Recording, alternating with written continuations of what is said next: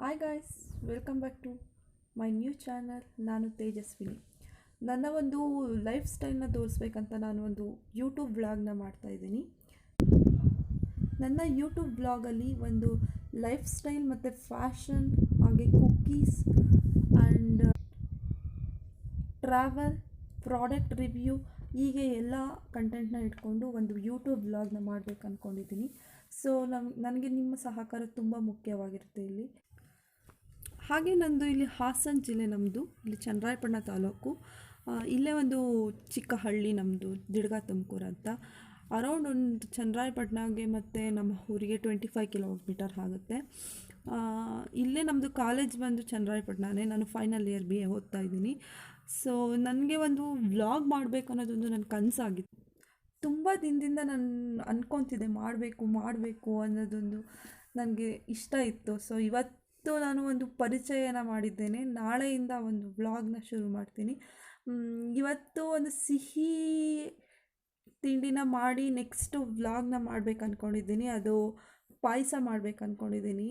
ಶಾವಿಗೆ ಪಾಯಸ, ಹಾಲು ಶಾವಿಗೆ ಪಾಯಸ ಇದು. ಸೊ ಬನ್ನಿ ಹೇಗಿರುತ್ತೆ ಅಂತ ನೋಡೋಣ.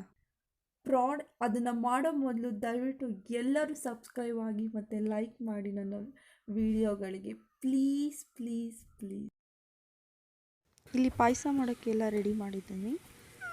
ಮೊದಲಿಗೆ ಶಾವಿಗೆನ ತೊಗೊಬೇಕು, ನೆಕ್ಸ್ಟ್ ಹಾಲು, ನೆಕ್ಸ್ಟ್ ಸಕ್ಕರೆ, ಬಾದಾಮಿ, ಗೋಡಂಬಿ, ದ್ರಾಕ್ಷಿ ಮತ್ತು ಒಂದೆರಡು ಏಲಕ್ಕಿ.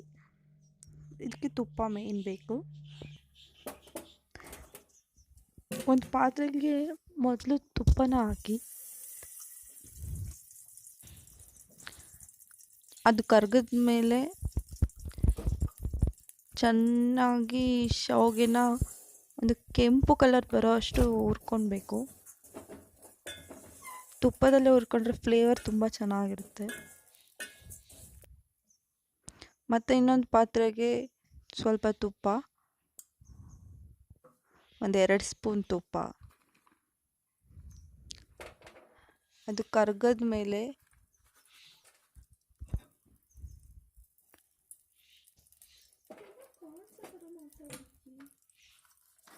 ಗೋಡಂಬಿ, ದ್ರಾಕ್ಷಿ ಎಲ್ಲ ಹಾಕಿ ಚೆನ್ನಾಗಿ ಹುರ್ಕೊಳ್ಬೇಕು.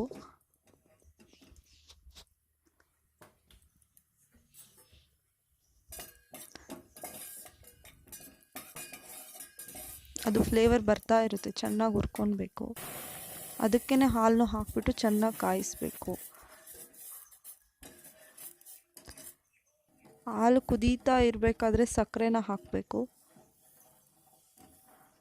1 ಕಪ್ ಹಾಲಿಗೆ 1 ಕಪ್ ಸಕ್ಕರೆ, ಅಂದರೆ 2 ಕಪ್ ಹಾಲು ತೊಗೊಂಡಿದ್ದೀನಿ, 1 ಕಪ್ ಸಕ್ಕರೆ ಹಾಕಿದ್ದೀನಿ. ಅದಕ್ಕೆ ಚೆನ್ನಾಗಿ ಹುರಿದಿರೋ ಶಾವಿಗೆನ ಹಾಕಬೇಕು.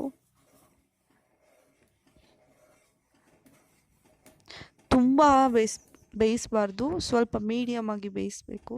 ಅದು ಸ್ವಲ್ಪ ಗಟ್ಟಿ ಇದ್ರೇ ತಿನ್ನೋಕ್ಕೆ ಚೆನ್ನಾಗಿರುತ್ತೆ, ಇಲ್ಲ ಮುದ್ದೆ ಥರ ಆಗುತ್ತೆ. ಸೊ ಕುದಿ ಬಂದಮೇಲೆ ಆಫ್ ಮಾಡಿ ಮುಚ್ಚಬೇಕು. So ready payasa. Please subscribe, like ಮಾಡಿ.